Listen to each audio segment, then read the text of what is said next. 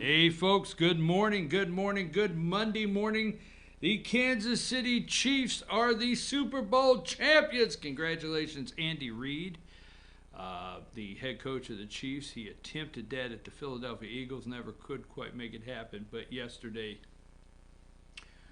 it's 8:02. I'm sorry I'm a minute late. I had to do some post. I apologize for that. Now, let me go over everything that's going to happen this morning, okay? Yes, it is Iowa time. Democrats are running away. They are running away from impeachment as fast as they can. I mean, they are scampering right away. The happiest day for a Democrat is just this, okay? The Morning Joe, where the hell is he at? I had him here somewhere. Well, we'll see what I got here. Where are they at? Anyhow, they're all excited about Iowa. We know that it's possible Bernie Sanders now may win tonight. Let me say this jokingly so I can tell you everything we're going to be doing today.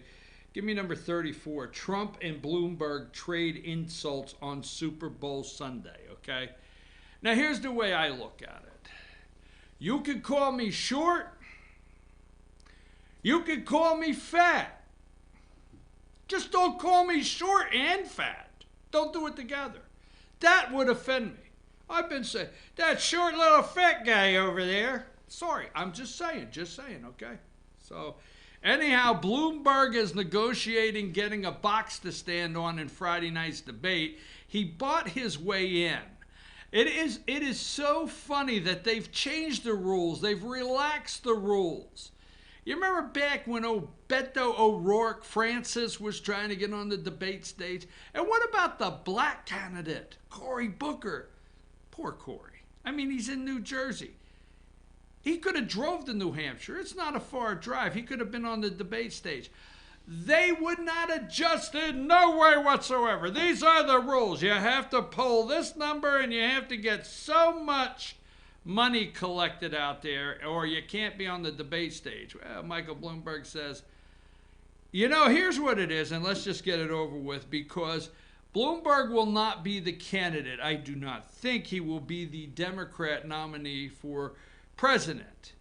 But he will have a hell of a lot of money in his pocket for said nominee. So right now, Elizabeth Warren and only Bernie. Bernie's the Ron Paul of the left. I know I just made a lot of people angry out there, but Bernie is the Ron Paul of the left. Only Bernie won't kiss up to right now Sanders, but the boy who would be king, Pete Buttigieg and Elizabeth Warren and Klobuchar, know that if they become the nominee, even Joe Biden, they need this guy's money. So anyhow, they trade insults back and forth. Let me tell you the lineup today, all right? First of all, number one, what in the hell was this? Now, it's not that I don't like J-Lo, okay? It's not that I don't like J-Lo. It's not that I don't like Shakira. I mean, it's not my music. I don't have their CDs. I don't have them on my iPod. Whatever the hell, your playlist, whatever the kids are doing nowadays. I do not have these two people on there. So, hey, okay, I get it, all right? But what the hell was this? I mean, number two. Oh, America, put your daughters right in front of the TV set so they can get pole dancing 101 from none other than J-Lo. I mean, they did pole dancing, they did crotch, ass. I'm sorry, it's not me. I'm sorry, it is not me. I don't want to take the show that direction today. Give me number. And then number three, born in the USA. What was the message? Don't you love how the Super Bowl halftime show always has a message? Why, they were covered in the Puerto Rican flag, singing Born in the USA. Love it when halftime shows send me a message. So, a striptease You know, how many out there understand when I say the hoochie coo? I thought they had opened the doors to the hoochie coo. Ooh, wow. So anyhow, you know, I'm sitting there thinking, where's Michael Jackson? I thought I would never say that. Where's Clint Black, maybe, you know, and I don't know. So I did watch the Super Bowl, first game all year. All right, first game all year. Now we are going to jump right into, I said something very controversial. I probably have ended my career today. But then again, 5 days last week I ended my career, right? So let's go here. We have Congressman Doug Collins is running for Senate. So we're going to take just a brief break off the Senate run. But that opens up number 15. Okay, this is the 9th Congressional District that Congressman Doug Collins currently serves. 20 counties, you can count them there. Gilmer, Fannin, Union, Towns, Rabun, Habersham, White, Lumpkin, Dawson, Hall, Banks, Stevens, Franklin, Hart, Elbert, Madison, Jackson, Banks, Hall, I said it twice. There's a part of Clark County, Forsyth, and Pickens, but that is the 9th Congressional District. So we will start out this morning with 3 of the candidates that have announced, okay? 3 of the candidates that have announced. We'll start at 8:15. We're going to take a break. Who wants to replace Congressman Doug Collins in this district? So we'll start with number 12, State Representative Steve Tanner. Okay, he will be our first guest at 8:15. Then we will go to Dr. Paul Brown, number 13. He will be our second guest this morning. And then we will round out our interviews this morning for the 9th Congressional District with number 8, Georgia State Senator John Wilkinson. So those are our 3 interviews this morning. Now, number 14, we're on Gertler Watch, okay? So I would like to tweet that out. Get that to somebody. Somebody in the damn company is on Twitter and handles this, and I want to tweet out we're on Gertler Watch, okay? Hashtag Gertler Watch, because I'll tell you why. This is the representative, the Georgia State representative from the 8th District. He is currently serving his 2nd term, running for a 3rd term. Qualifying hasn't happened yet. He has an opponent by the name of Stan Gunter. So Matthew Gertler is weighing, and we have his statement on FetcherNews.com. You can go to Towns County, FetcherNews.com, Towns, Union, White, but you will find it. He has a statement that he is weighing his options here of maybe running for the Georgia State Senate 50th or jumping into the 9th District. Indecision. So we're on Gertler Watch right now, say that jokingly, but seriously, waiting to find out what he is going to do. And then we jump over the 14th District. We don't have anything happening there. I'll go over that one later, okay? But yesterday, number 6, okay? Number 6, let me round out the morning here in the state. This is the Georgia gang. Now, I think in 10 years, I've missed 10 shows. We'll call it 10 shows in 10 years, okay? Now, Phil Kent there is an outstanding guy. I really like Phil Kent. He doesn't care as much for me as I do him, all right? But, you know, Giselle, I forget her last name, Theron, and the lady in the glasses, I forget. She used to be on the Atlanta City Council, I think. And the lady that's now running the show. I know. I'm all the way around it. But here's the point, okay? People have me confused. Really? They have me confused? I'm not endorsing Congressman Doug Collins. But the surrogates that are carrying the water, what I feel, we need to talk about. So I'm going to take a break so I can get my first guest in here, Kevin Tanner, all right?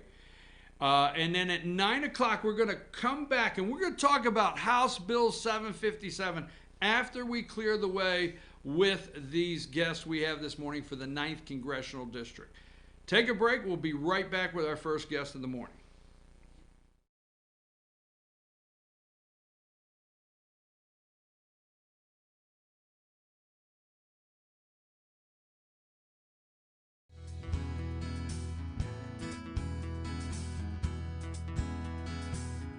Hello, my name is Chad Watkins. I'm the manager at Larry's Body Shop. We are a family-owned and operated business and have been serving the North Georgia area since 1978. We are located at 1216 Progress Road in Ellijay, Georgia. Our shop specializes in collision repair and we work with all major insurance companies. Larry's Body Shop is ICAR Gold, the highest role of training recognized by the collision repair industry. It is estimated that only 10% of collision shops meet these standards. Our shop consists of state-of-the-art equipment such as laser measurement system, down-drive spray booth, spot and MIG welding equipment. All of our paints are mixed on site so that we can guarantee your paint to match every time. I know that having an accident can be a stressful event. We take pride in making sure our customers are satisfied with the repair of their vehicles. Our waiting area is clean and comfortable with free Wi-Fi and refreshing beverages. So if you're in an accident, stop by and see us at Larry's Body Shop. Circuit World has complete queen bedroom packages at amazing prices. Get this queen bed, dresser and mirror, one nightstand, bedding set, and free 32-inch TV, all for only $1799.99 or $129.99 a month. Or get this complete queen bedroom set and sleep in style, also for only $1799.99 or $129.99 a month. What an incredible deal! Stop in today at one of our 5 locations and get the furniture you've always wanted at Circuit World.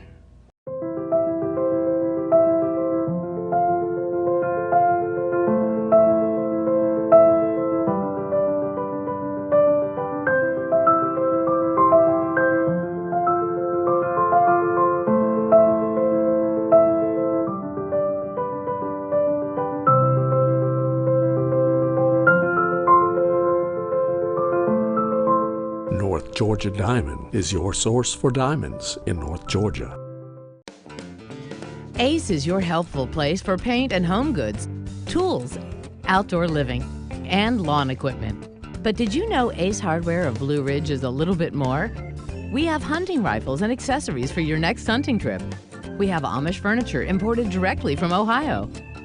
And we have Ace Custom Woodworks for all your custom wood project needs, from cabinets to artwork. Ace Hardware of Blue Ridge. We have your new house in stock.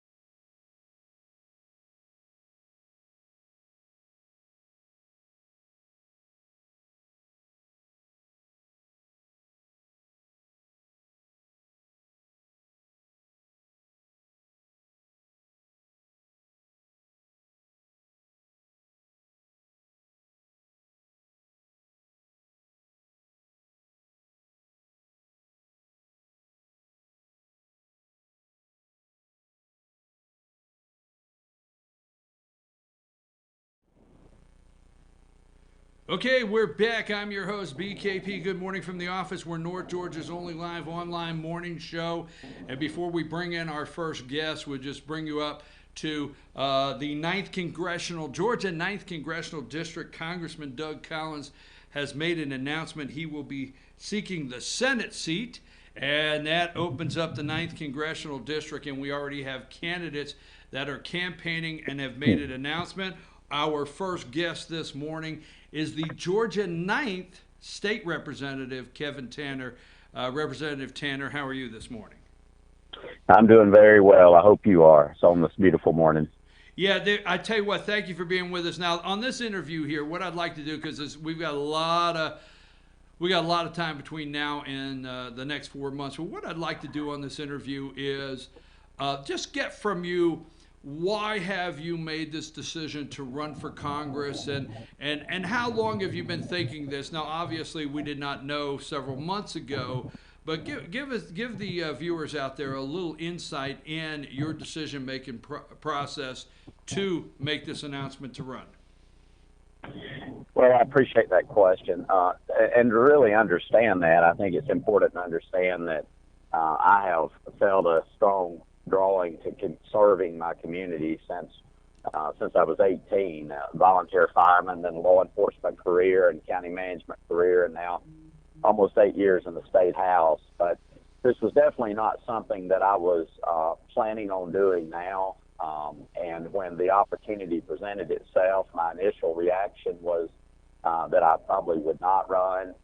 But quite honestly, after some sleepless nights and really being dealt with pretty strongly by my good Lord, I prayed a lot about it and talked with my family and felt like I needed to be obedient and offer myself to service. So this is very much, I have a servant's heart, and I think this is a job that doesn't need to be entered into lightly, and I feel like I'm well prepared. But after a lot of phone calls, folks calling me, reaching out to me, discussions with family and prayer, I made the decision to run.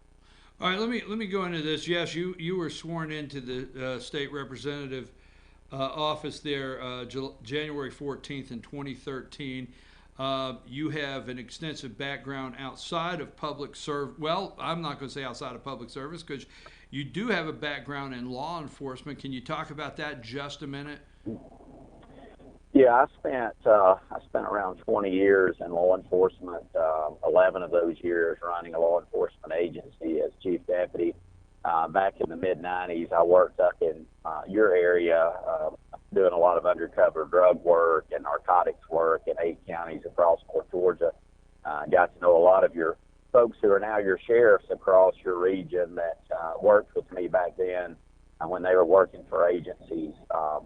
So I did that for around 20 years, and I was county manager in Dawson County for 5 years prior to running for state office and then going into business for myself. Well, yes, on social media, when we posted that you would be our guest this morning, the Gilmer County Sheriff Stacy Nicholson, very, very public in his support. Let me go to a couple more things. Like I said, our first interview, I'm for sure we're going to get into a lot of issues as the campaign moves forward. But this is 20 counties. You currently serve 2 counties, and you serve 2 counties, Dawson at this time, and Lumpkin, and the northern part of Forsyth. Are you ready for the 20-county nonstop, no-sleep campaign that it's going to take to get to the voters in this district? Well, one of the things, and I think Sheriff Nicholson would tell you this, and anyone else who knows me, no one can outwork me. I come from a long agriculture farming background. We farm the same land that's been in our family 160 years, and I'm used to getting up early, going to bed late, working hard. So, yes, I'm actually very, very excited about it. I've got a lot of friends across the whole 20-county region. Looking forward to renewing those friendships and making new friends and just getting out and getting to know the people and the issues and their concerns and hopefully taking their values to Washington and getting things done.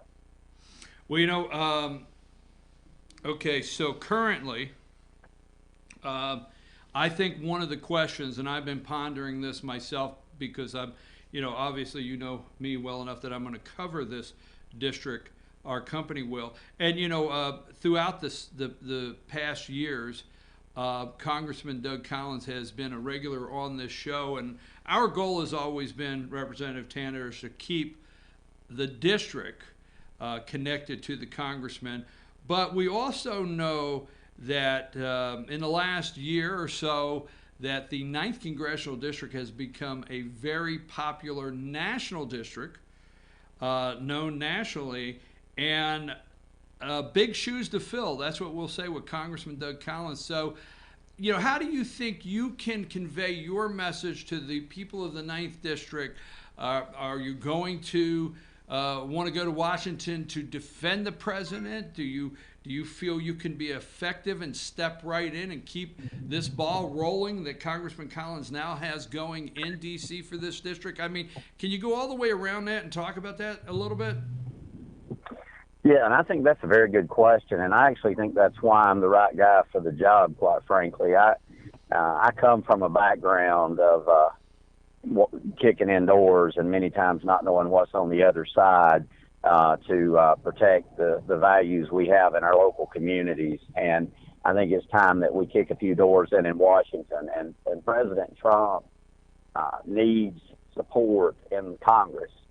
And like you said, Congressman Collins has been one of those strongest allies, and he's no longer going to be in the U.S. House of Representatives. And we need someone that has equally a strong voice. And I think it's interesting. Doug Collins comes from, his father was a trooper, so he was raised by a law enforcement officer, and I think some of that fire comes from that upbringing. And so, no, I've been very unapologetically conservative in the Georgia General Assembly. I've championed religious freedom. I've championed the Second Amendment and lower taxes and really all the values that I was raised with here in North Georgia. And I'm going to take that same fire to Washington and be unapologetically conservative. But I think the other thing that's important, it's more, people are looking for more than just talking heads. They're looking for more than just people who have the ability to talk about doing something. And I think my record speaks for itself. I'm one of the most effective legislators at the Capitol in getting things done without compromising my values. And I think we need that in Washington because very little gets done other than talking about it. Well, actually, I was going to go into that because you are on the appropriations, you're a member of education, but you are the chairman of the transportation. And when you say get things done, we're going to have to come back and talk about that on the state level. But is that something you think that experience, you can hit the ground running in Washington?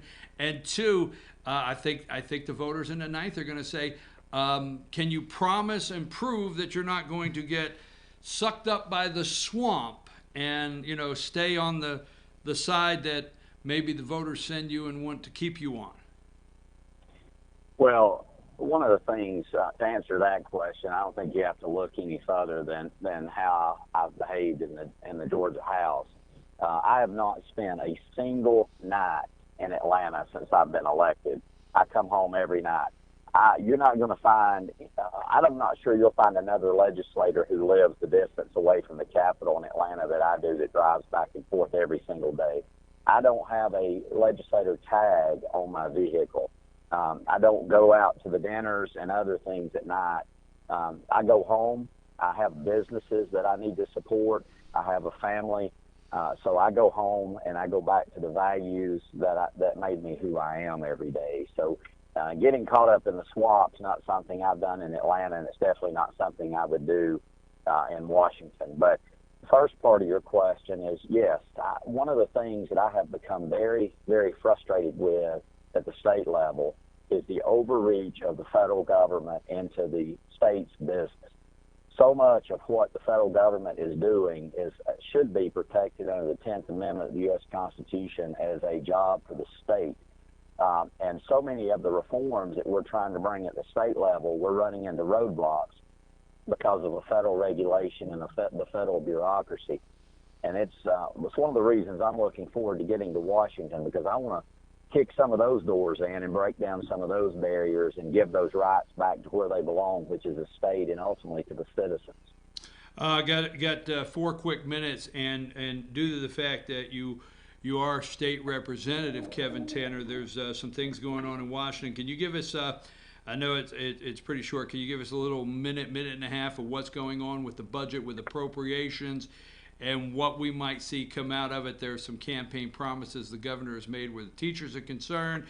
There's some campaign promises or promises in the past for the citizens to get another tax break, but a whole lot is going on there with the governor asking for approximately a $400 million cut in the budget all that wrapped together, what do you think you see coming out of appropriations publicly here in a little bit?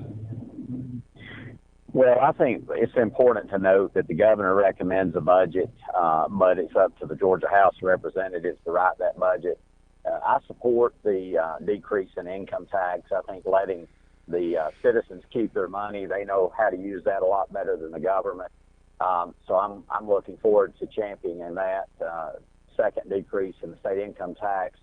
But as far as the budget, there has been a downturn in revenue. I think that has turned a little bit over the last couple of months, so I'm looking forward to seeing the January numbers. And if those are up, I could foresee the governor possibly updating his revenue projections for the next fiscal year, and that might make the process a little bit easier. But budget process is always a wrangling of ideas, but I'm looking forward to championing decreasing those taxes on the average Georgian. Okay, transportation. Go there for just a minute. What are we seeing out of you're the chairman of the Transportation Committee, House Transportation in Georgia. What do we see coming out of there? Well, one of the biggest challenges right now is continuing to be able to keep up with the growth, specifically in certain areas of our state. The Metro Atlanta region, the 13 counties, adding 100,000 people every year. Our freight is continuing to increase, with it's expected to more than double between now and 2040, the amount of freight coming into the state of Georgia, specifically through the Port of Savannah. So we're going to have to continue to invest in our infrastructure across Georgia. We're going to continue to have to find ways to move more of our freight to rail. I've co-chaired the Freight Logistics Commission for the last year. We're going to continue that work until the end of this year and continue to find positive solutions that will continue to let Georgia grow in a very positive way, but address our issues. Obviously, Representative, I would not ask. I'm not asking you to get into somebody else's race. Understandably so. You need to stay out of that. That's my opinion. I didn't mean to tell you what to do.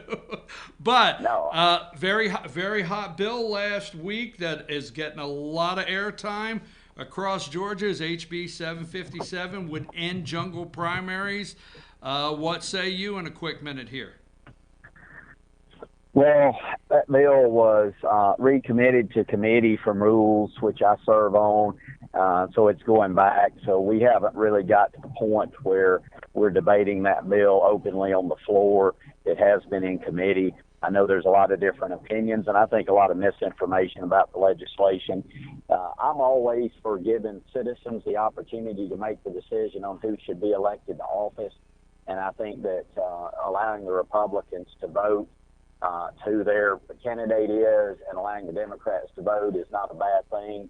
But we'll have to see how that shakes up. My belief as we sit here today that bill will either probably be changed to be effective at a later date, or we won't see it, but it is back in committee. Okay, Representative, give us your closing remarks. Well, I look forward to getting to know and to meet the folks across the region, and if I can be of any service to any of your listeners, either at the national level or at the state level, I look forward to hearing from them. And folks like Sheriff Nicholson and Sheriff Craig and others in your listening area that are friends and supporters, and we look forward to rolling out a very strong, aggressive campaign to show that we're the right guy to go kick some doors in Washington and get things done.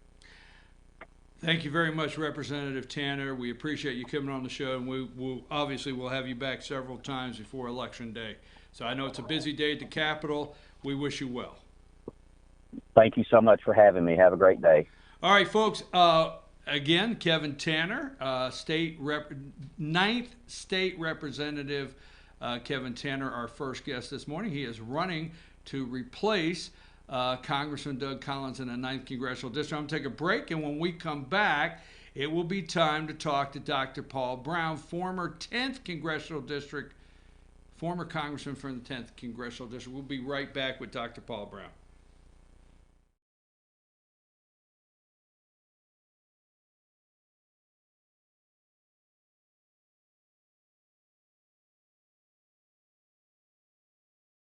Circuit World has 9-piece living room packages at incredible prices. Get this stylish sofa and love seat, 3 tables, 2 lamps, 43-inch 4K TV, and stand, all for only $1699.99 or $129.99 a month. Or get this 9-piece living room and reclining sofa and reclining love seat, now only $1999.99 or $149.99 a month. These packages are amazing. Stop in today at one of our 5 locations and get the furniture you've always wanted at Circuit World. I'm Jeff Riblett, President of Asset Protection Group. As a certified financial planner and with 20 years experience, I've helped thousands of families and business owners create a tremendous amount of wealth. Fortunately, most of that wealth has been protected.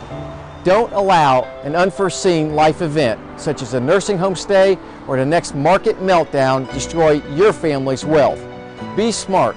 Call me. Let's determine how best to protect your assets and preserve your wealth. In 1981, Reed Nicholson began selling tires out of an old barn in Mineral Bluff. Little did he know that he had just laid the groundwork for the most trusted names in automotive services in the Blue Ridge area. In 1997, Nicholson Tire Center became what it is today, holding the same values of faith, family, and great customer service. 2 locations to serve you, and the Blue Ridge location is currently expanding to offer fast service and the largest U-Haul provider in Georgia. Nicholson Tire Center, Blue Ridge, and Mineral Bluff.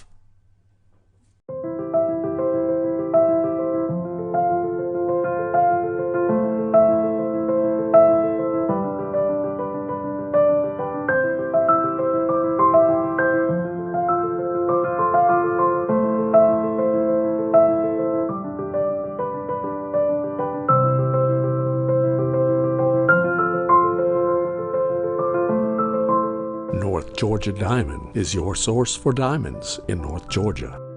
Better days ahead. Kick off 2020 with huge savings at Days Chevrolet in Jasper. Like a new 2020 Chevy Colorado, now discounted up to $6,300. Or get a new 2020 Equinox, now discounted up to $8,400. The selection is big, and the savings are huge on every car, truck, and SUV. During the 2020 kickoff sale at Days Chevrolet in Jasper, where new Chevys always cost less. Better days ahead, Days Chevrolet. Find new roads.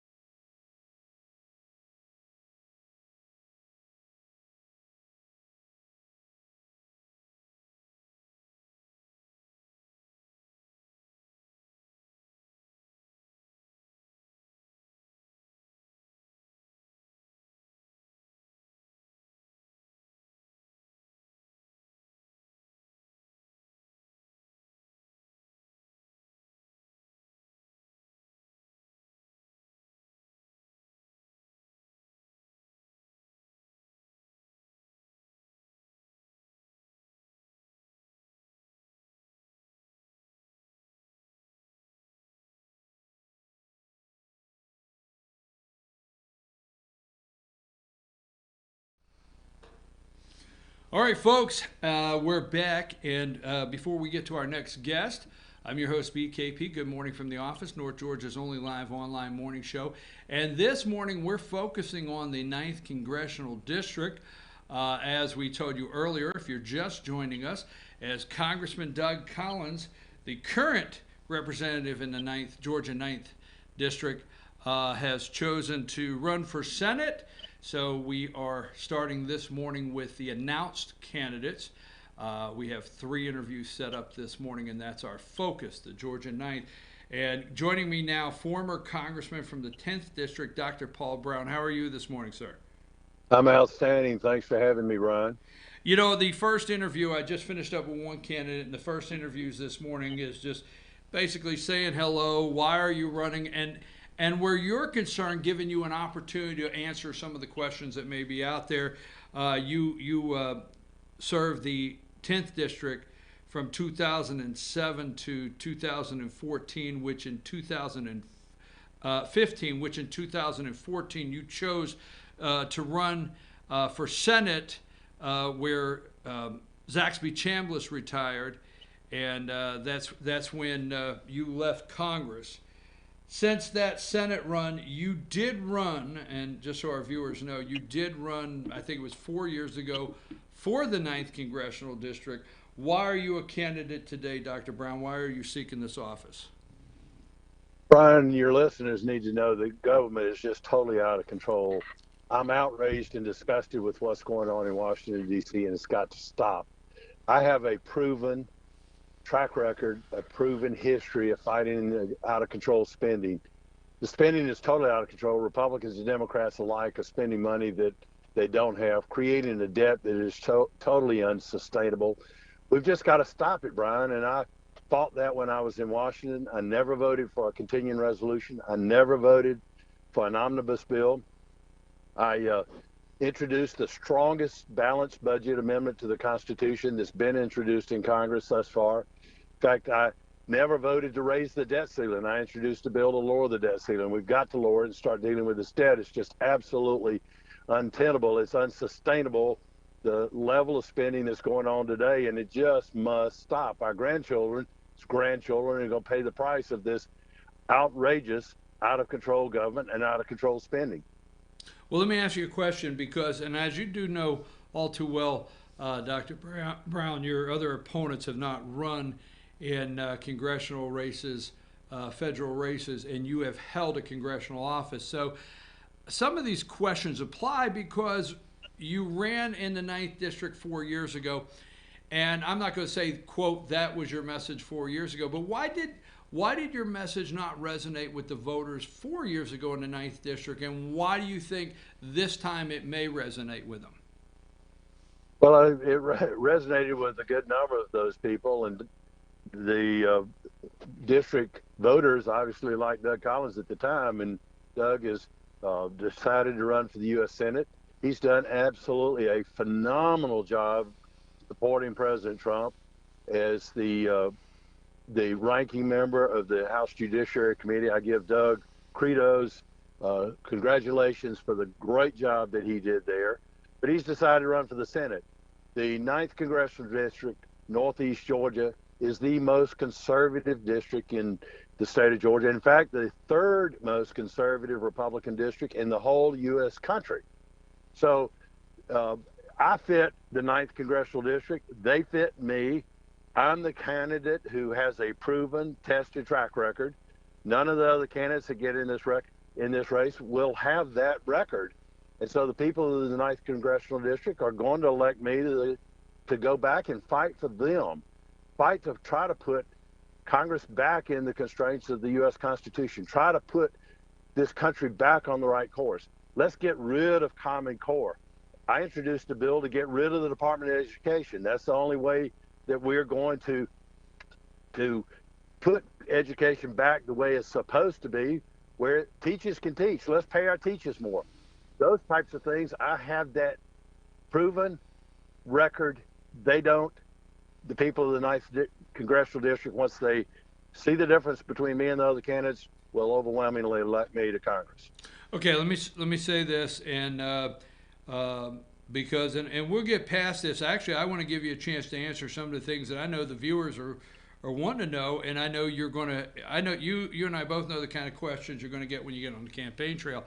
The way you just described Congressman Doug Collins, you did not feel the job he was doing 4 years ago was up to par to where you felt you needed to replace him. So what has changed outside of your view where Congressman Collins?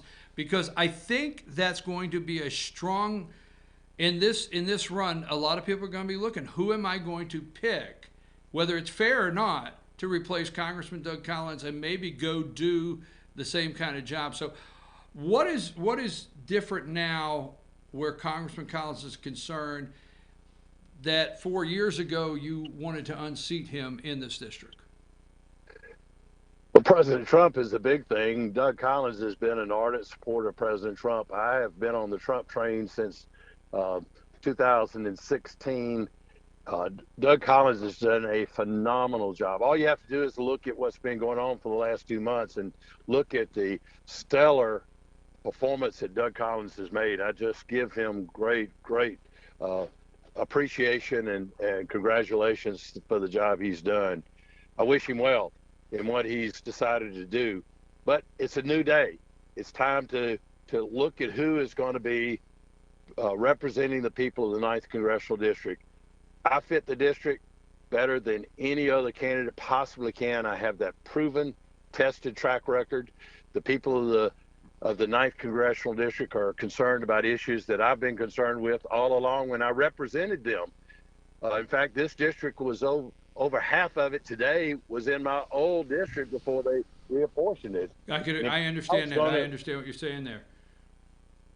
But I mean, I didn't interrupt you. I think when the 10th, when they readjusted the redistricting, that's when the 14th was created, and Graves moved over there, and it made an open seat. And I get it. Now, some out there, Dr. Brown, and I understand. I can feel it through the airwaves. They're going to say, these are the kind of questions you're asking this morning. I do agree. As the campaign goes on, we got to talk about debt, and I understand where you're going there. I just know there's several questions in the 9th District that people want an answer to, and then let's get it out of the way.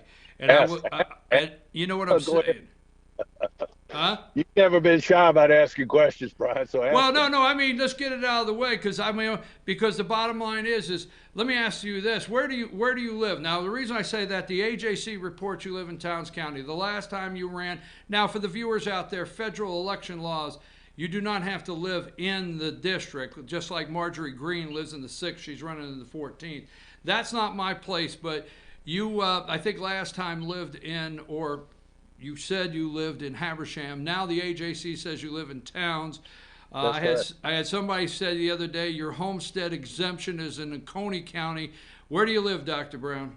In Towns County. I relocated up there before before he ever decided to run for the U.S. Senate. My house down in Oconee County has been on the market for over a year, and we're upgrading it. We're fixing some problems that it has there. My wife and I decided 2 years ago that we were going to sell that house. I was a resident of Habersham County, but I relocated to Towns County before this race ever began. So I'm a Towns County resident today, and I'm residing in the 9th Congressional District. Okay. Hey, it's out of the way. It's like I said, you and I both know these are some of the questions that are going to come up. All right. Sure, what? Next. Go ahead, sir. Next. Yeah, next. Let's go back to the issues at hand in the 9th Congressional District as far as Washington, D.C. I asked an earlier candidate, are you going to go up there and get caught in the swamp, or are you going to go up there and help the president drain the swamp? And I think what a lot of people are going to be asking, are you going to be able to go up there and immediately make the wheels keep spinning the way the 9th Congressional District has as far as Congressman Collins is concerned?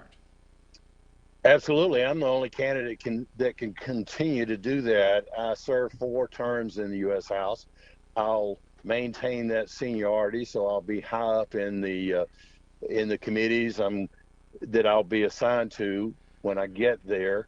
So I will be much more able than any other candidate to hit the ground running. I know Washington. I know Congress. I know the swamp. I fought the swamp. I'm the ultimate outsider. In fact, so much an ultimate outsider that before I left Congress, there was an ethics complaint filed against me. The street talk was that it was my own Republican staff, not my staff, but the staff of the leadership that filed it against me. It was fully investigated, And those issues were dropped because they found no wrongdoing because I did no wrongdoing. What happened with me was just the same thing that happened with President Trump on this Russia collusion issue. The swamp has come against me, and that's because I want to strip government of its powers that are not authorized under the Constitution and send those powers back to the states or the people. We've got to send education back to the state or the local teachers. So let teachers teach. It's absolutely important. I introduced the Department of Education Elimination Act to totally eliminate it. I introduced the only Republican bill that truly repeals and replaces Obamacare to put doctors and patients in charge of their health care decisions instead of the federal government or some insurance company bureaucrat. We've got to lower the cost of health care for everybody, and my bill does that. It allows access for good quality health care for all Americans, and it's going to save Medicare from going broke. Those are the kind of issues that I did and promoted when I was in Congress. I've got the bills already written. They will be reintroduced very quickly. I've got about 50 some odd bills to rein in this out of control government, Brian, and there's no other candidate that has that tested, proven record. I did not do what you were just saying. I did not what I call plod the Potomac path or drink the water or what have you. I fought the establishment. I fought the swamp. I'm eager to join President Trump and help him in that process. And part of the swamp is the big government, globalist Republicans, as well as the Democrats. And we've got to make a change. And that's what I did for 4 terms in Congress. I've got that proven record. And the people of this district can trust me. The other candidates, they don't know. They may not. But I'm ready to go to work for them right now, and it's getting later and later in the day towards that economic collapse that's going to occur if we don't stop this out of control spending and out of control government. You know, what I wanted to do today, Dr. Brown, is make sure that everybody got an opportunity to meet candidates. This is going to be one in many interviews, and hopefully maybe we'll even have a debate as the qualifying after qualifying. Ben. Excuse me. Are you in? Oh, you said in? Yes. Okay. Well, you were in the last one, so I didn't want to presume your answer, but I thought you would say yes immediately. But that being said, you know, I'm reading social media and I'm going through every, you know, all the social media, the political pundits out there. And I think one of the top things is Congressman Collins is going from ranking the district. I won't say focused, all right? It's the district is going from ranking committee membership to a junior representative. So I do think the candidate that can get out there and convince the voters, not only are they the right replacement for Congressman Doug Collins, but they share their issues and they can keep that ball rolling, is maybe going to have, you know, the voters' ear. I guess the only way I know to put it. Absolutely. With Doug Collins' seniority level in the Congress today is the same as what I will have when I go back, I think. But I was a subcommittee chairman when I was in Congress. I will be in line to be a chairman or at least a subcommittee chairman and very possibly a chairman of a committee because of my seniority. So I can step into that same position that Doug Collins is currently in by going to Washington for the people of the 9th Congressional District. And it's absolutely imperative if we're going to stop what's going on in Washington, that I think the people of this district, this state, and mostly this nation are just fed up with what's going on in Washington. They're disgusted like I am. It's just totally beyond any descriptive word that I can say that I'm just absolutely just totally disgusted with what's going on in Washington. And I can go and do what's necessary to get things going and be back on track. So, yes, I can fall right in behind Doug Collins and what he's done. Again, I applaud how strong he's been. He's just very pleasantly surprised me is how strong he's been in this position, and I have been. That's the reason that the establishment, the swamp, doesn't like me, and so I've got that proven, tested record. What I've seen over and over again, and Brian, the people of this district, if they think about it, they've seen over and over again. We have candidates run that say they're going to do one thing when they're running for office, whether it's local or particularly state and federal. They'll say one thing and then they do something else when they go to Atlanta or when they go to Washington. Dr. Brown, I've got to take a break for our next guest to get in. I want to tell you how much I appreciate you being on this morning. I'm for sure that we're going to talk again on the campaign trail, and in the next 4 months we'll have you on again. I appreciate you very much. People can check me out on paulbrown.com. They can volunteer. They can contribute. They can come and join this army of people to fight this out of control government and out of control. Got to go, Dr. Brown. All right, got to go. Dr. Brown, another candidate for the 9th Congressional District. We're going to take a break, and when we come back, we will have State Senator John Wilkinson will be with us, another candidate, as soon as we return. Take us a break.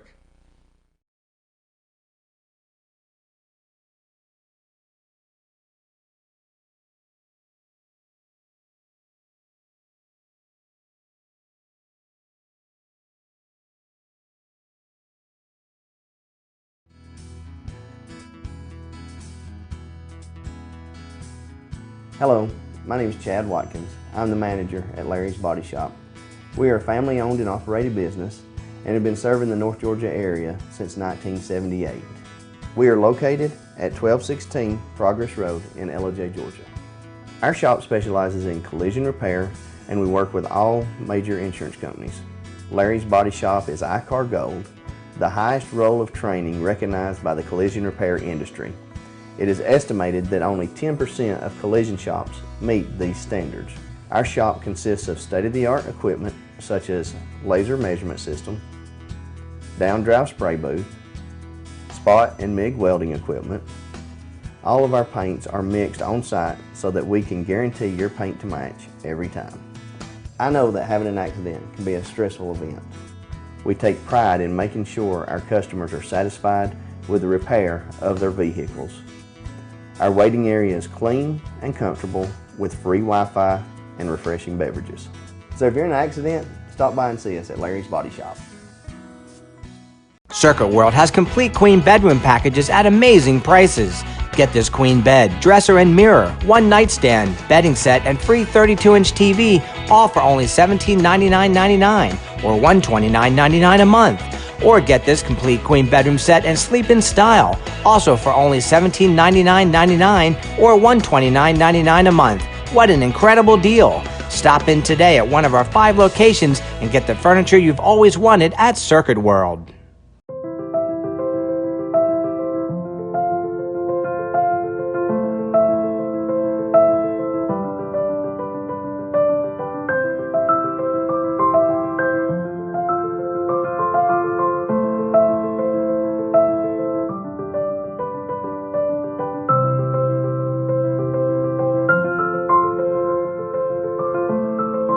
North Georgia Diamond is your source for diamonds in North Georgia.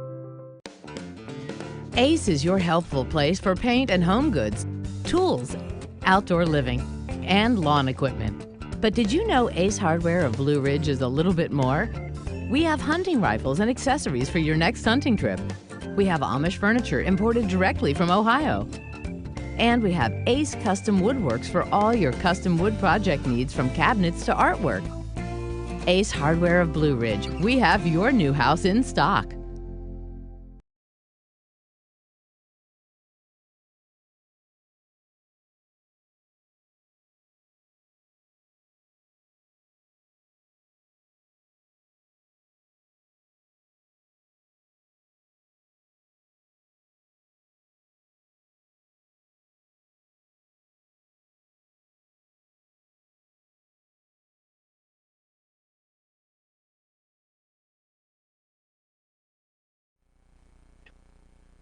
Okay, folks, we're back, and if you've just joined us this morning, I'm your host, BKP. Good morning from the office.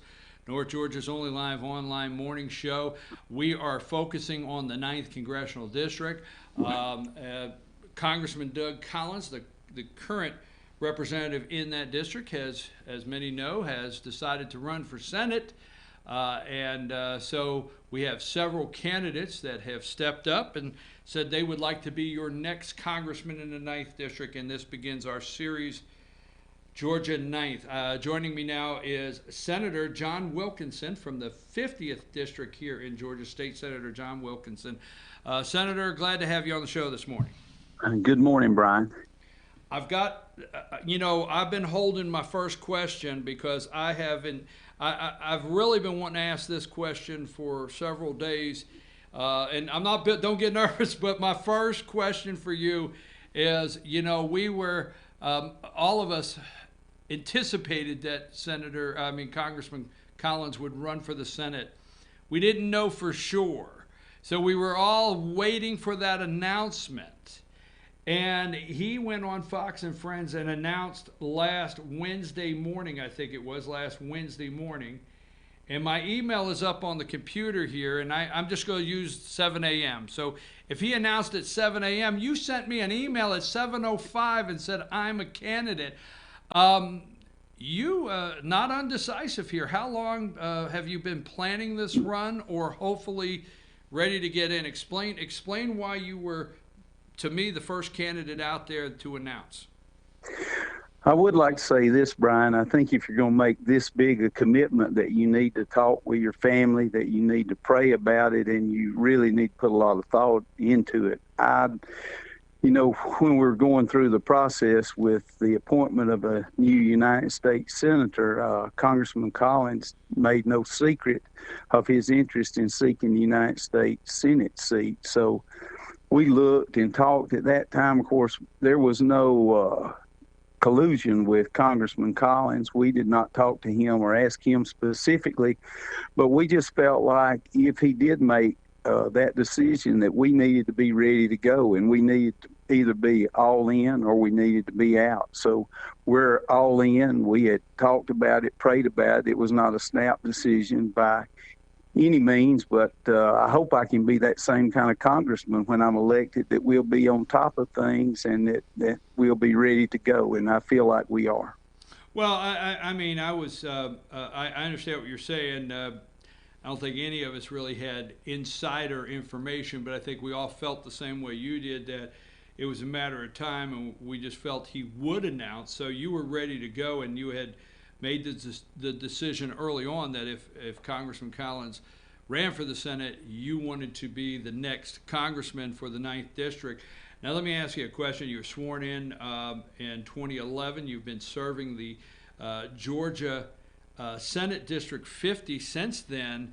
I guess what I'm doing this morning is I'm letting people meet candidates. I'm not getting too deep into the questions, but what I've asked the other two candidates that I want to stay in step with, one, this is 20 counties.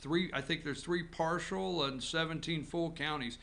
Are you ready for the 7-day-a-week, 20-county push, daylight to dark? I mean, you know what this campaign is going to be about. Do you have the staff, and do you feel you're going to be able to fund a campaign like that?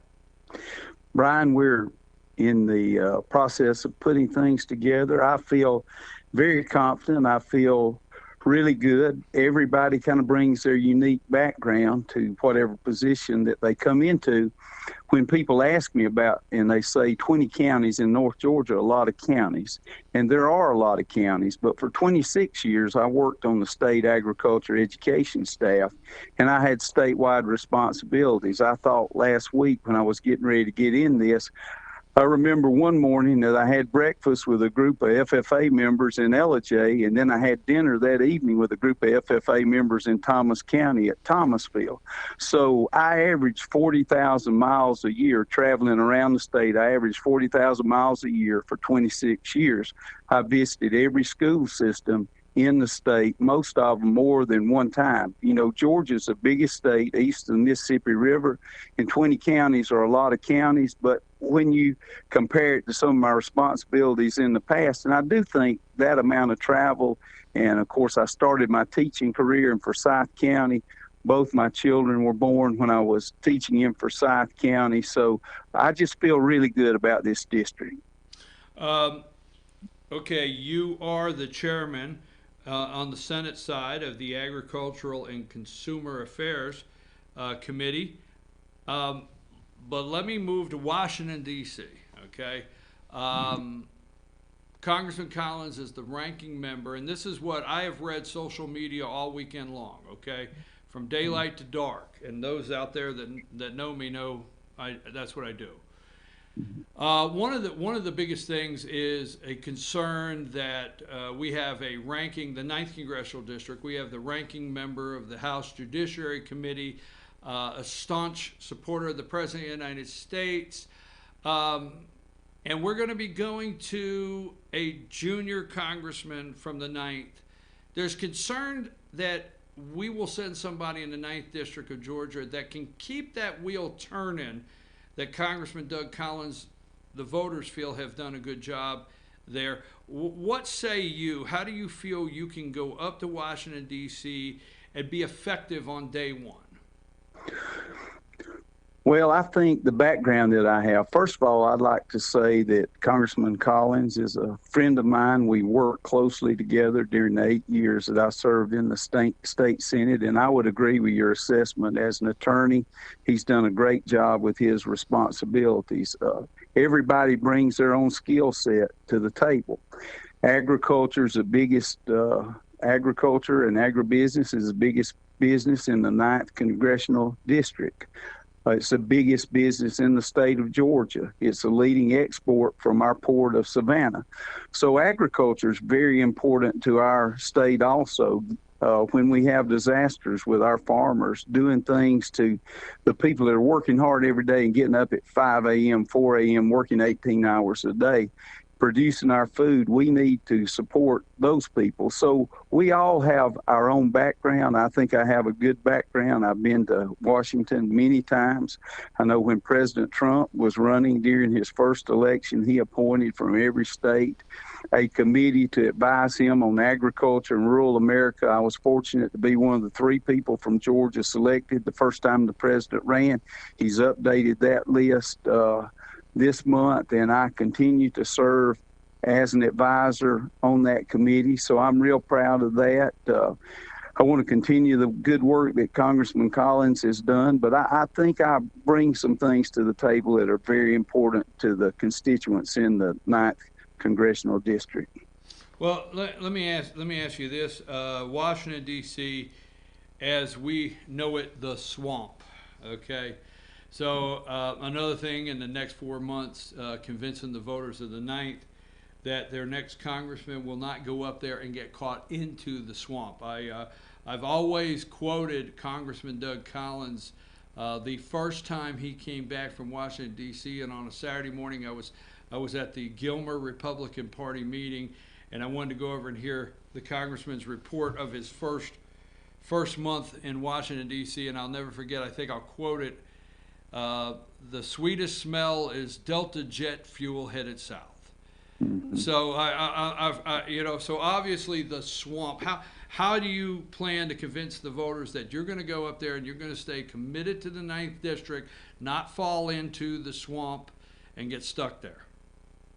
Well, I think the comment Congressman Collins made is pretty similar to another state senator from the 50th District a few years ago, Zell Miller, who always said his most exciting view of Atlanta was always when the skyline was in his rearview mirror and he was headed toward Young Harris. So I can relate to that. But I think when you look at people, I think you can't just look at what they tell you, the reason they want the job when they're trying to convince you. I think you have to look at their life and look at what they've done up to this point. And I think when people get to know me, my grandfather was a tenant farmer. He moved to the farm where we live in 1936. I still live on that farm.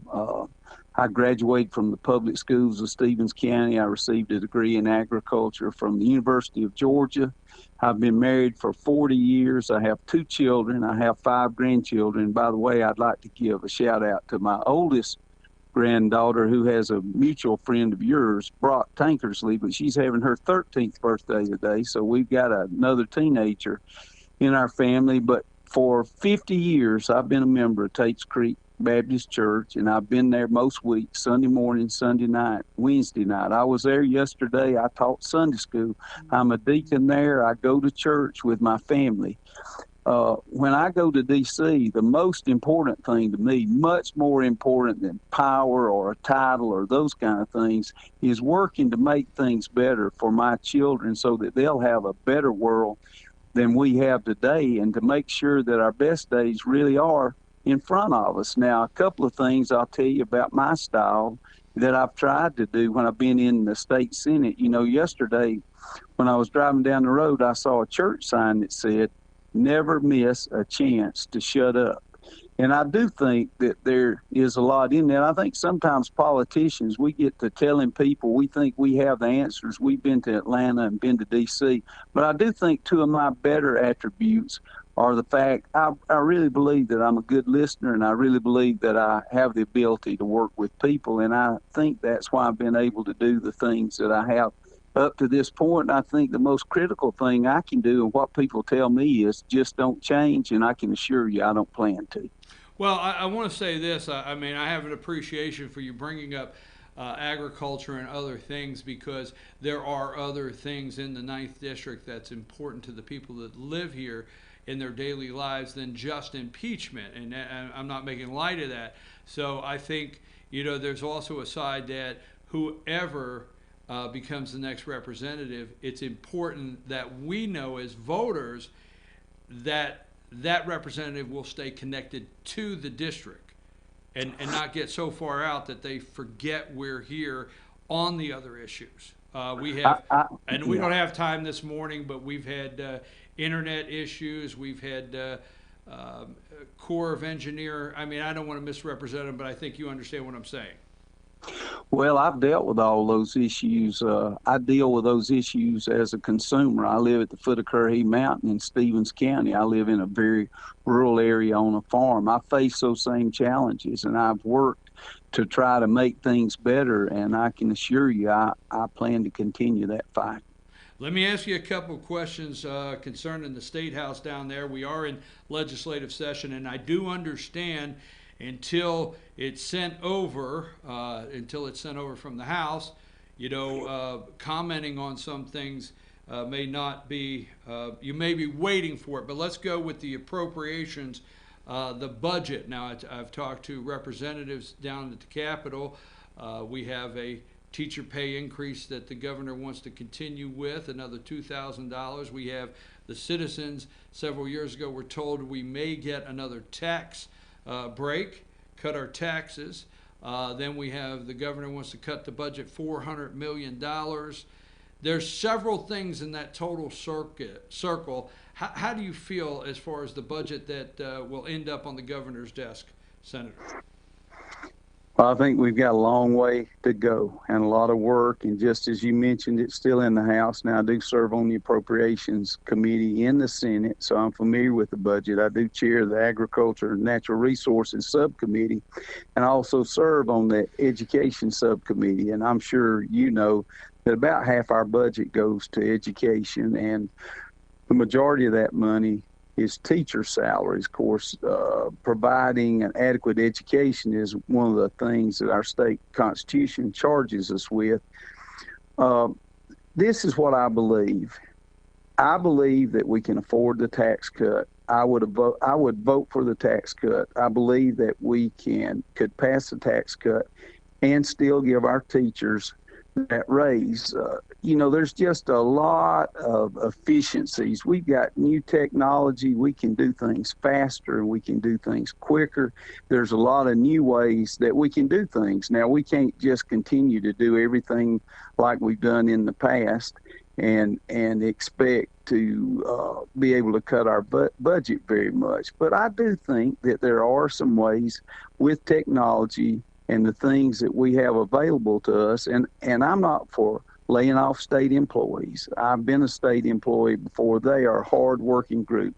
But I just believe we have a large number of people that retire every year, and as they retire and move out of the way, I just think instead of automatically replacing them, we've got to look and see if there's a better way, a more efficient way to handle that responsibility. Yeah, I hear what you're saying. So I understand when we just put out there budget cut, immediately there's a thought that we may end some kind of services, but that's not always the case. There could be some tightening up just in streamlining and becoming more efficient with technology, and maybe not replacing every retired worker as is not necessary. Is that what I'm hearing? That would be my thoughts. And I mean, when we think about how much our world has changed just in the last 10 years, I don't think it's reasonable to think that we continue doing things just like we've done it in the past. I think we have to take advantage of that technology and just become more efficient. And I think we have some real opportunities there. As I said to one of the other candidates this morning who is at the Capitol as a state representative, by no means am I asking you to get involved in another campaign or race, but I do want to, again, this is one, and until it gets over to the Senate, you may be able to say there's nothing to talk about, but right now, one of the, to end jungle primaries, HB 757, over in the House, it's taken a little turn backward, but it's still being debated. Do you anticipate that coming to the Senate? And if so, do you as a senator, state senator, feel a need to end jungle primaries in the state of Georgia?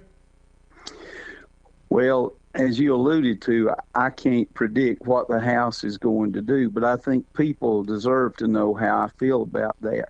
I am not for the jungle primaries. I support having a Republican primary and a Democratic primary. Now, I've always supported that, and I've supported our Republican Party in Georgia. That doesn't have anything to do with one particular race. I just think it would be best if we ended the jungle primaries and that we just had our party primaries.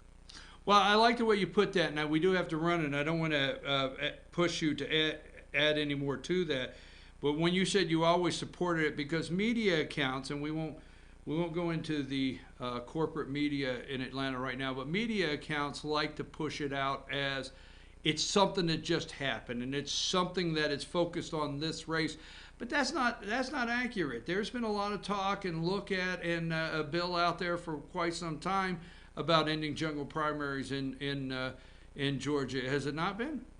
Oh, you're exactly right, and I've always supported that movement.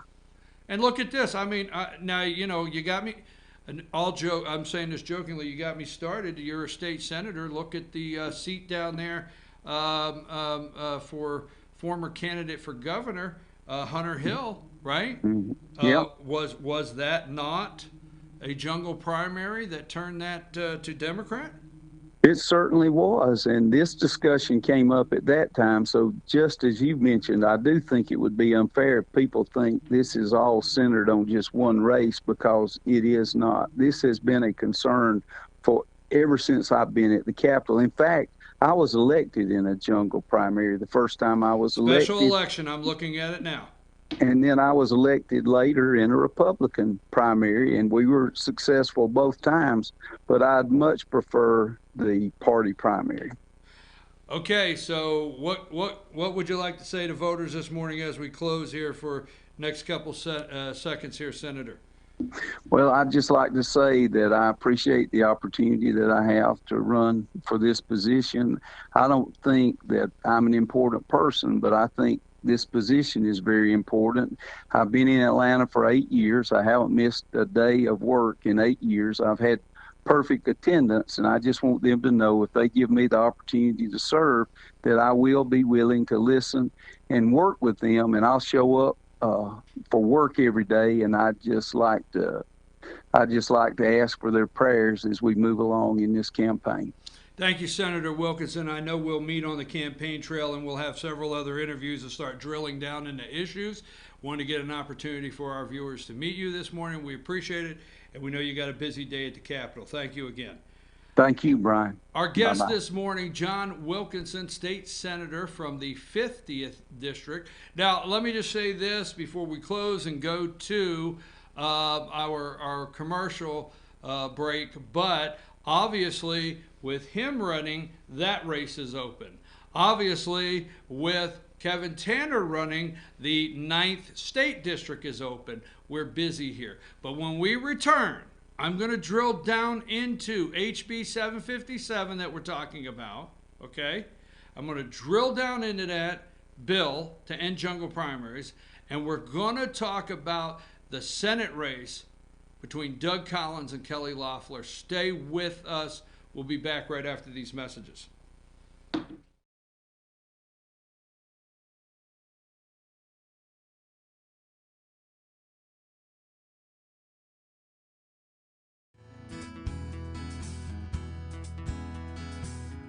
Hello, my name is Chad Watkins. I'm the manager at Larry's Body Shop. We are a family-owned and operated business and have been serving the North Georgia area since 1978. We are located at 1216 Progress Road in Ellijay, Georgia. Our shop specializes in collision repair and we work with all major insurance companies. Larry's Body Shop is ICAR Gold, the highest role of training recognized by the collision repair industry. It is estimated that only 10% of collision shops meet these standards.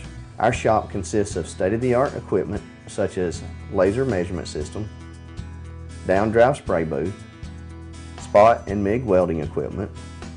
All of our paints are mixed on site so that we can guarantee your paint to match every time. I know that having an accident can be a stressful event. We take pride in making sure our customers are satisfied with the repair of their vehicles. Our waiting area is clean and comfortable with free Wi-Fi and refreshing beverages. So if you're in an accident, stop by and see us at Larry's Body Shop. Circuit World has complete queen bedroom packages at amazing prices. Get this queen bed, dresser and mirror, one nightstand, bedding set, and free 32-inch TV, all for only $1799.99 or $129.99 a month. Or get this complete queen bedroom set and sleep in style, also for only $1799.99 or $129.99 a month. What an incredible deal! Stop in today at one of our 5 locations and get the furniture you've always wanted at Circuit World.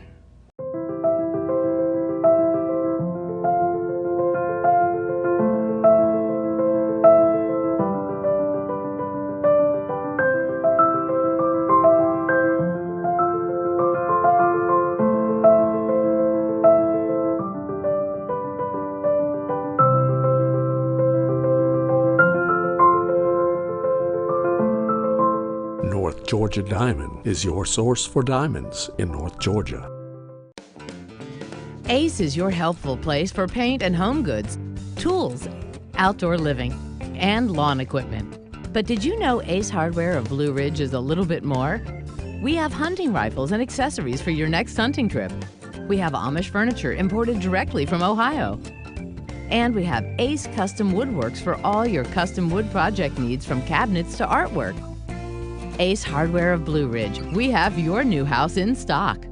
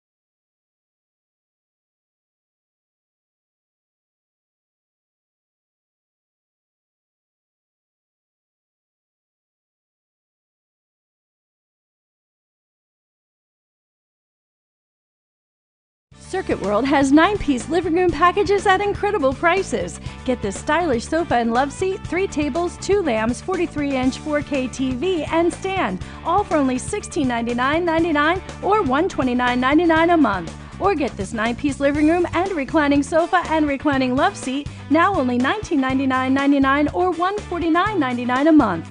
These packages are amazing. Stop in today at one of our 5 locations and get the furniture you've always wanted at Circuit World. I'm Jeff Riblett, President of Asset Protection Group. As a certified financial planner and with 20 years experience, I've helped thousands of families and business owners create a tremendous amount of wealth. Fortunately, most of that wealth has been protected. Don't allow an unforeseen life event, such as a nursing home stay or the next market meltdown, destroy your family's wealth. Be smart. Call me. Let's determine how best to protect your assets and preserve your wealth. In 1981, Reed Nicholson began selling tires out of an old barn in Mineral Bluff. Little did he know that he had just laid the groundwork for the most trusted names in automotive services in the Blue Ridge area. In 1997, Nicholson Tire Center became what it is today, holding the same values of faith, family, and great customer service. 2 locations to serve you, and the Blue Ridge location is currently expanding to offer fast service and the largest U-Haul provider in Georgia. Nicholson Tire Center, Blue Ridge, and Mineral Bluff.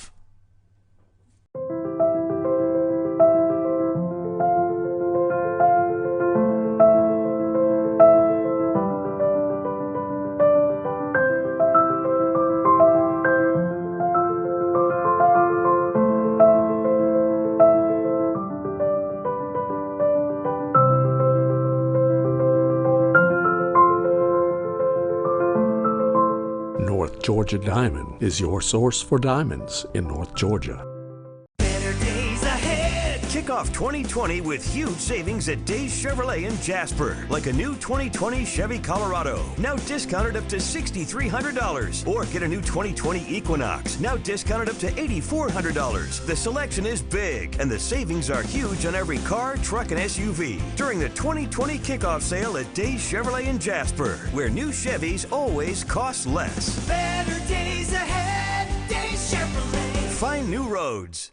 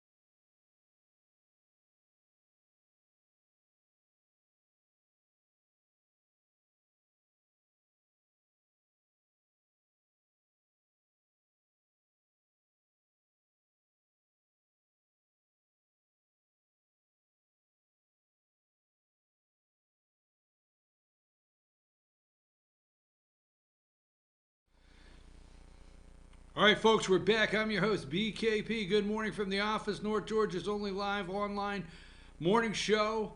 There is the phone number you can call me at. You can text me at that number. That's a 24/7 email address. All the ways you could follow me on social media. Now, let me just say this. Let me go over a couple things that's happening here. You're going to have BKP reporting from the campaign trail. Now, I have technical staff coming in to Studio B to set everything up for phone call interviews, okay? So we're going to complete that Friday. So next week, every single day, 4 days a week, we will set up interviews from sheriff candidates to state house second, okay, from the President of the United States. Just saying it could happen. But anyhow, that's what we're doing this week, Friday afternoon. Technical crew setting it up. I will be. Now, let me say this. Put the number up again, okay? And this is very serious. I plan to stay on the campaign trail and eat at Shoney's. You mean there's no more Shoney's out there? I was going to eat at Howard Johnson's and Shoney's on the campaign trail. I haven't gotten out. I don't get out that often. Anyhow, that being said, all jokes aside, if you're out there and maybe you're retired law enforcement and you're mandated, but you're a retired law enforcement and you can carry a weapon, just saying, I'm looking for a group of drivers. Oh, BKP, your head's all swelled up, you're going to get a driver. No, because the state of Georgia, they have suggested that I do not text and drive. They suggest that I use a hands-free device, and I could be typing something up or making the next, breaking news while somebody is driving me around. That's not a joke. So if I would prefer retired law enforcement, okay, or law enforcement that on your day off. So there you go. There's photo. All right, let's move along to next, okay? So let's start this as a segment right here. I want to start this as a segment. You can put the other one out. Ready? Okay. I wanted put up, let's change the gears here, number 8. I wanted State Senator John Wilkinson to do exactly what he did. I wanted him to tell you he was elected in a jungle primary. Now, I was going to bring that in, but he did it himself.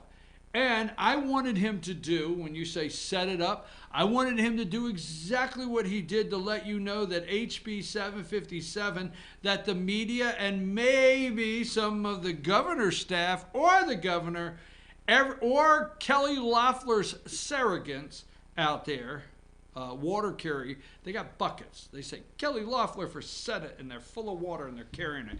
Anyhow, I wanted to knock that out of the park, get away from that. This is not new. A bill to end jungle primaries is not something new. I wanted him to also say, although he won in a jungle primary, okay, Hunter Hill, state senator, when he retired, that seat went to a Democrat in a jungle primary. So let's go to number 7, we have HB 757, okay? It went into committee, okay? Came out of committee, went into the rules, it was ready to go to the floor, and then all of a sudden, several members, Republican members of the Georgia House got cold feet. Now, why did they get cold feet? Now, I understand it possibly could be voted out of the House. The Democrats supported, but Republicans got cold feet on it last week, okay? Cold feet. Now, what would this do? This would end the jungle primary, right? And it would put number 9, it would put Congressman Doug Collins and Senator, I'm going to call her temporary. She's a Kelly girl. She's a Kelly girl. She's a temp. Kelly Loeffler. How you like that? You can't do that every day. So we'll call her Kelly Girl, okay? So Kelly Girl, right? Isn't it a Kelly Girl temp agency? Check that out. Google that, Kelly Girl temp agency. See if I'm actually right, because you know that's my favorite thing to do is to be right. So anyhow, all jokes aside, so Senator Kelly Loeffler and Doug Collins would run in a Republican primary if this bill passed, right? Am I right? We could close the show, right? Kelly Girl Temp Agency, right? Could you clip that and put it on the screen? Because that's her new name. She's the Kelly Girl. I'm in so much damn trouble.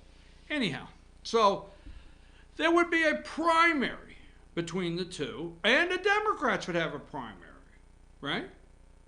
But Governor Brian Kemp has so much. This is what has to concern the people of Georgia. Now, I like my governor. Why, you may ask? Because I always remember the alternative. What was the alternative? Stacey Abrams. So, HB 757 getting heated up, ready to go over to the Senate, could go to Governor Brian Kemp's desk, and what does he do? He puts the word out publicly, I will veto it. Now, this is what I wrote on Facebook this morning, and I suspect I've got a problem coming. I suspect that the black SUVs are going to show up at any minute. Just say it. So I wrote this, okay? My opinion. So Georgia HB 757 would end jungle primary and call for a traditional party primary with the party primary winner to challenge each other in the November election. You get that. Governor Brian Kemp has been very vocal. He would veto this bill, dead on arrival at his desk, okay? The State House pushed on. Now you got to understand, after he publicly went out and said, I will veto it, the State House pushed on with the bill clearing bipartisan committee approval, ready for House floor vote. So Governor Brian Kemp put him up there. Did you ever get the Kelly Girl cropped out and put up for me, or did I just miss it? I'm okay. All right, we'll do it later. So number 11. So here's the governor, right? The governor pushes, he says, I will veto it. Number 10, he says, House Speaker David Ralston, you just keep going. Keep working. Let's get this thing ready for a floor vote. Obviously, that upset the governor that he has been, maybe he feels, ignored. Now, this is where I got in trouble. Stay with me. I don't know if you're going to like this, not like it, whatever. So, but the governor says, hey, stop it. Republican House members, okay, said, we're going to keep it going, all right? Sources tell me this bill has strong bipartisan support, okay?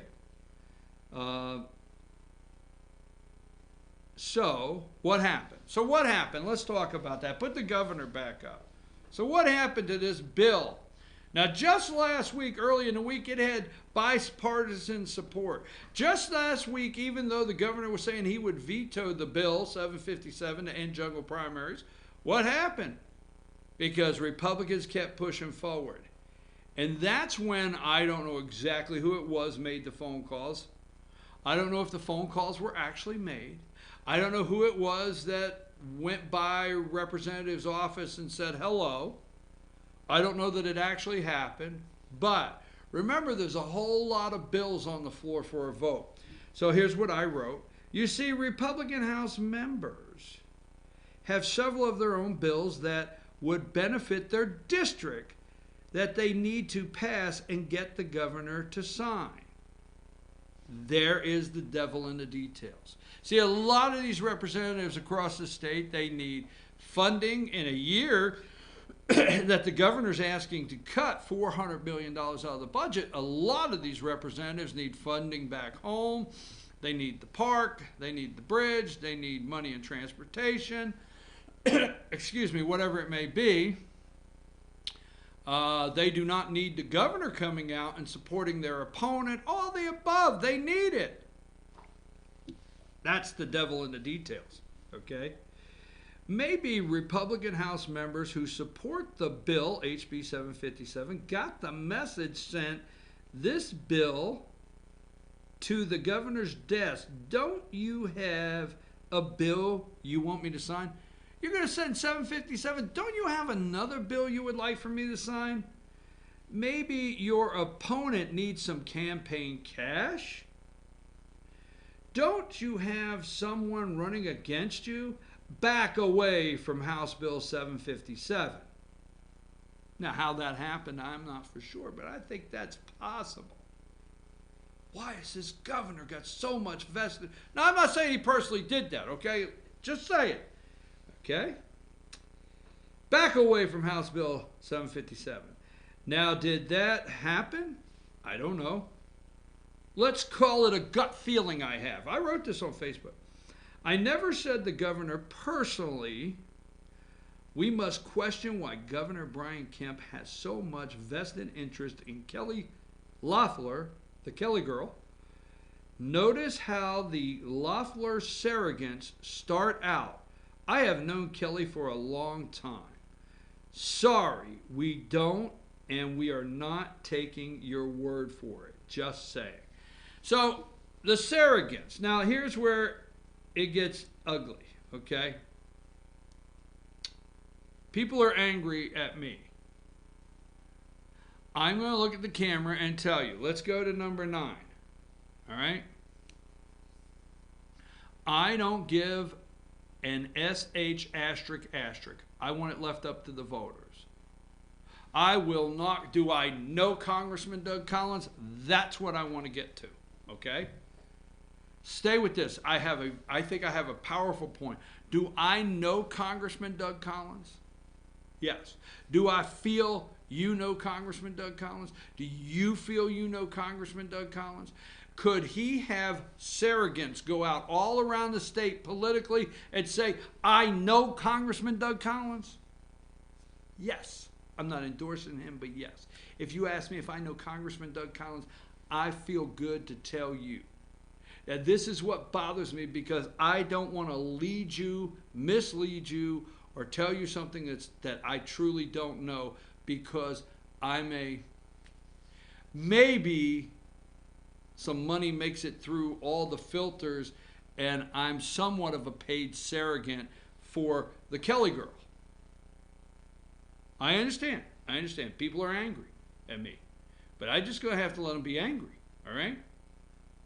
Because, let me tell you this. I don't endorse Congressman Doug Collins, but I know the congressman. These people that keep coming to the TV and saying, I know Kelly Loeffler, okay? I know Kelly Loeffler. Now, I'm going to take a break, and I'm going to show you a quote. You don't want to leave this, okay? All right, now, I watched the Georgia gang. In Georgia, I don't know everybody's name. Let's go to number 6, all right? Now, I was called foolish yesterday because I made a comment about the Georgia gang. Now, Phil Kent, all right?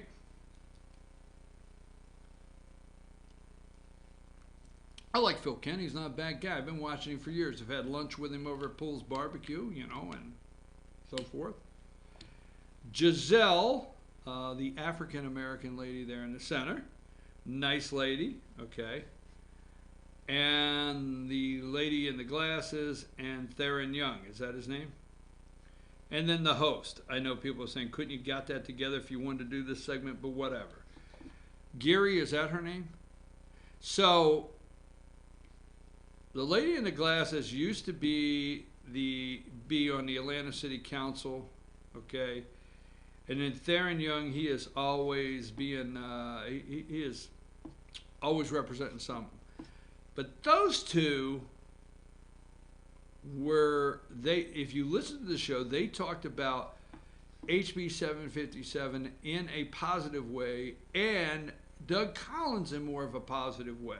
Now, not that Kent, he's upset with me, Phil's upset with me, and Giselle went after Collins, but the host, Giselle and Kent, the two conservatives, to me, carried Kelly Loeffler's water.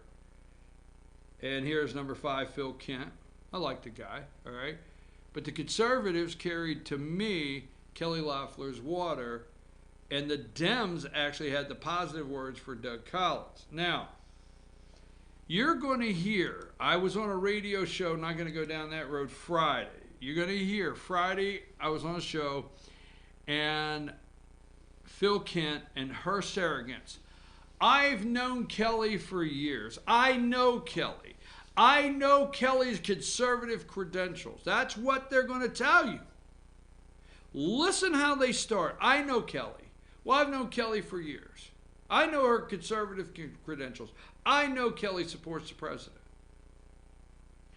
This is my opinion and my point, and I'm going to get yelled at.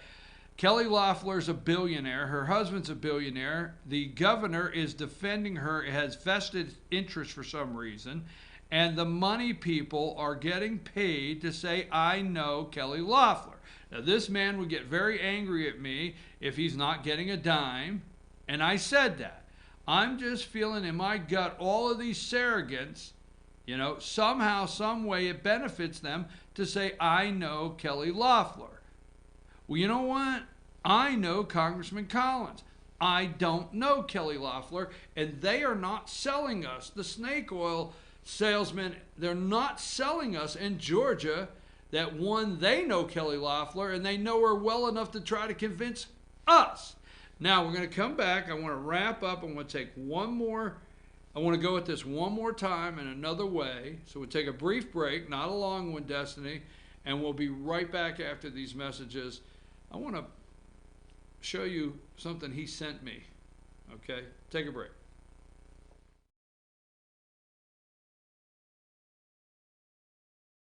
Circuit World has 9-piece living room packages at incredible prices. Get this stylish sofa and love seat, 3 tables, 2 lamps, 43-inch 4K TV, and stand, all for only $1699.99 or $129.99 a month. Or get this 9-piece living room and reclining sofa and reclining love seat, now only $1999.99 or $149.99 a month. These packages are amazing. Stop in today at one of our 5 locations and get the furniture you've always wanted at Circuit World. I'm Jeff Riblett, President of Asset Protection Group.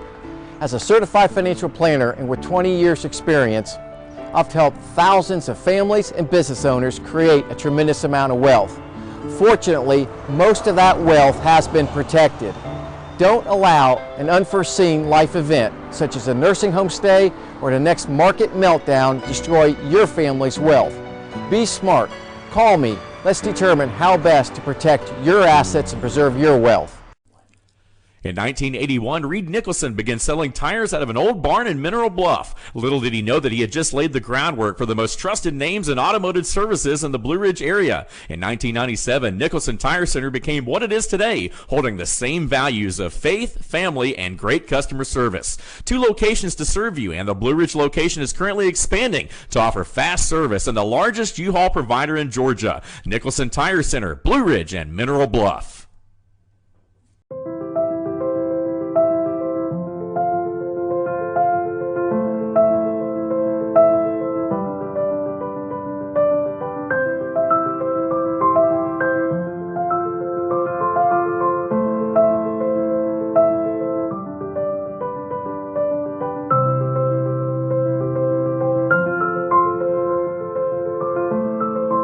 North Georgia Diamond is your source for diamonds in North Georgia. Better days ahead. Kick off 2020 with huge savings at Days Chevrolet in Jasper. Like a new 2020 Chevy Colorado, now discounted up to $6,300. Or get a new 2020 Equinox, now discounted up to $8,400. The selection is big, and the savings are huge on every car, truck, and SUV during the 2020 kickoff sale at Days Chevrolet in Jasper, where new Chevys always cost less. Better days ahead, Days Chevrolet. Find new roads.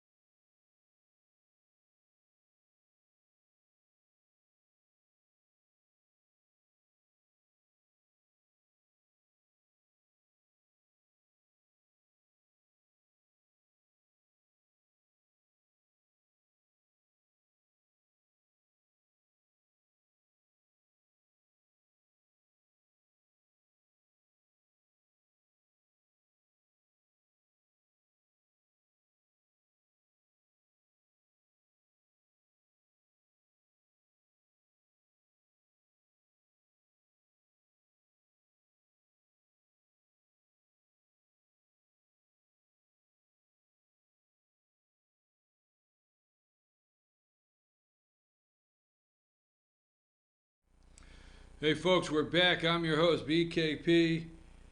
We are North Georgia's only online, getting it all together. Look, I just want to show you this, okay? I want to get my ass in trouble. Do you have that new picture I just sent you? Kelly Services. She's a Kelly girl. That's it. Temp. She's a temp. I know my ass is in so much trouble. But when is the last time I ended the show that my ass was not in that much trouble? When? You name it out there. It ain't possible. So, Kelly Services. There she is. Go to Kelly Loeffler. Go to Congressman. Do you know that picture? What picture is that?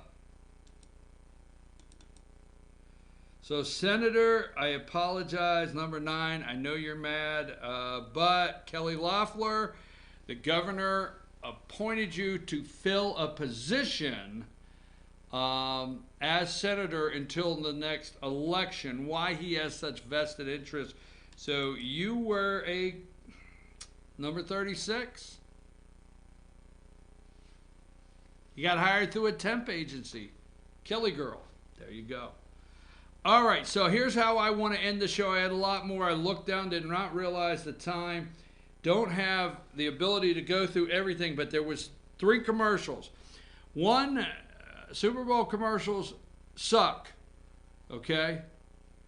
The Super Bowl was okay. I did watch the game. It was not bad. It may be due to the fact I've not watched any football this year, but the takeaway is these guys are people you will not know, okay? So not trying to cause a problem. Sorry about that. Just want to move that over. But these people you will not know. Halftime show to me sucked. Okay. So let's go to commercials. The president and Michael Bloomberg. Now, the president and Michael, they've gone back and forth a little bit, you know. So one guy says short, one guy says fat, whatever. Then what was your favorite commercial? I did like the Groundhog Day. So let's go with, what do you like here? This is President Trump's commercial. And remember the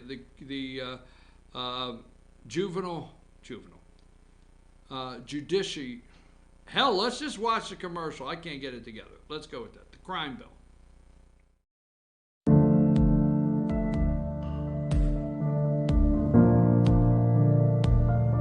I'm free to hug my family. I'm free to start over. This is the greatest day of my life. My heart is just bursting with gratitude.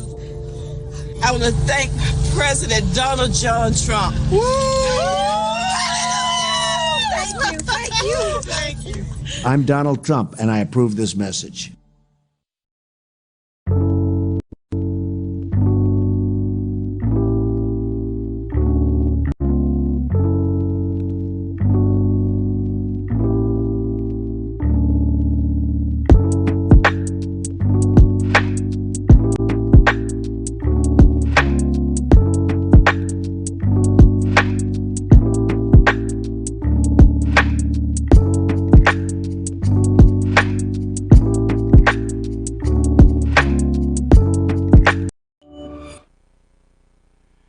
So that's the president's.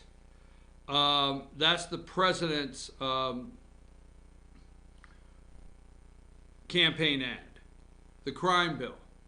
Now let's go to Michael Bloomberg's campaign ad. George started playing football when he was 4 years old. He would wake up every Saturday ready for the game. That became our life. He had aspirations about going to the NFL. On a Friday morning, George was shot. George didn't survive. I just kept saying, you cannot tell me that the child that I gave birth to is no longer here. Lives are being lost every day. It is a national crisis. I heard Mike Bloomberg speak. He's been in this fight for so long, he heard mothers crying, so he started fighting. When I heard Mike was stepping into the ring, I thought, now we have a dog in the fight. I know Mike is not afraid of the gun lobby. They're scared of him. And they should be. Mike's fighting for every child because you have a right to live. No one has a right to take your hopes and dreams. I'm Mike Bloomberg, and I approve this message. All right, folks. That is, the two commercials. So that's basically the two schools of thought in this country. Got it? The criminal justice reform bill, which the president, I'd like to go into more, and then Michael Bloomberg wanting to take your guns. That's it, okay? Very clear. We'll start talking about that. Now, tonight is Iowa. What was your favorite commercial, okay? What was your favorite commercial? This was my favorite commercial yesterday. There's a couple of them that were pretty good, but this is my favorite one, so go with this. Oh, look at this guy. Hey, Rachel, how are you? Hey, good. How are you? He's not getting that car in there. No, sir. Look at these two troublemakers. Hey, Johnny, how are you? Wicked car. Is that new? Yeah, it's a Sonata. Let me pack it. Oh, you're not fitting your car in there. Chris, stop being a smarty pants, all right? Look who's got Smart Pack. Smart Pack? Just hit the clicker. Car packs itself. It's smart. It's wicked smart. And I can pack it anywhere. How about Dorchester? Packed it. Foxborough. Packed it. The Garden? Packed it. Saugus? Packed it. Swampscott? Revere? The Harbor? Are you kidding me? I packed it and then unpacked it. You unpacked it? Kid. Game changer. That Sonata ain't got no driver. That's all right. He's got Smart Pack. Hey, you can pack there. He's got Smart Pack! Hey, whoa, it's Big Poppy. Wicked smart. This is a ghost car. A better way to park. Only available on the all-new Sonata with remote smart parking assist. Sorry about that, your bigness. Did you guys know he lived there? I had no idea. All right, folks. I liked that one for a couple reasons. I liked Big Poppy was in it. I liked, I'm going to call him Jim from The Office. But anyhow, I'm just going to say this. I liked that commercial because I loved the Boston. I love Car with a K, okay? And I love the Boston back and forth. And I love how they picked some of the worst spots in Boston, Boston area, to park a car. And this car I parked it here, I parked it here, I parked it there, and it worked.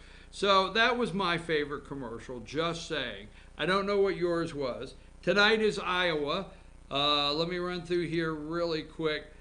Bernie Sanders, they're trying to finish him off in Iowa. Okay, let's say, and here is the schedule for the week number 16. Okay. The week ahead, Monday, Iowa caucuses. Tuesday, State of the Union. Final impeachment vote Wednesday. Catch a breath Thursday. Final debate in New Hampshire primary where Michael Bloomberg has bought his way onto the debate stage. Number 19, Bernie looks to be in the catbird seat. Now, this is something that some will be able, I didn't get enough time, say, hey, why didn't you get to this today? But the standard, the gold standard, okay, number 28. This, yesterday I'm watching all the morning shows and I'm thinking, Des Moines Register polls gold standard Iowa poll after Buttigieg may have been left off. The boy who would be king was left off. Yes, the gold standard Iowa poll. Nothing about this is accurate. Nothing about this is true. Nothing about this passes the smell test because every election cycle, Iowa has a life cycle in elections. I mean, sad. I like the people of Iowa. Okay. So for a year, if not more, people go to the state fair and they eat the fried butter and all the above that happens in Iowa. Tomorrow, Iowa's long forgotten. It's over. Iowa is over. It'll be that fast. When they wake up in the morning, they will be gone, the buses will be gone, and they will no longer have any interest in Iowa any way, shape, or fashion. But the Sunday before the caucus night, There's always that Des Moines registered gold standard Iowa poll. It's gone. They couldn't release it. Wonder if Bernie was leading just so high up here that if released, it could hurt Joe Biden, hurt Elizabeth Warren, or hurt the boy who would be king. See, he's worked hard there. Democrats, this is a dirty race, huh? They are determined not to let Bernie be the candidate. I'm your host, BKP. Good Monday morning. We'll be back tomorrow morning. Good morning from the office, always here at 8 a.m. Take us out of here, Destiny. Great job.